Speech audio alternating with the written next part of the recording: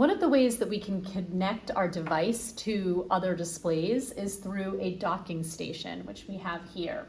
So your docking station through this USB connector will allow you to connect a laptop or a Chromebook to a larger monitor, a keyboard, and a mouse. And so all you have to do as the user is take the USB and attach it to your USB port.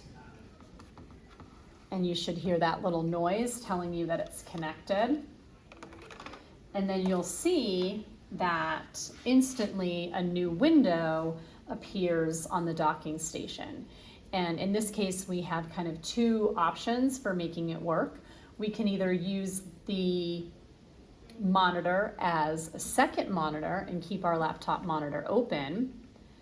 And if we wanted to, we could kind of pull this over here, and now we have a nice big screen in order to work from. Or if we wanted, we wouldn't have to do that.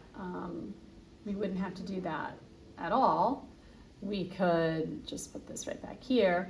And once we're connected, we can close our laptop altogether.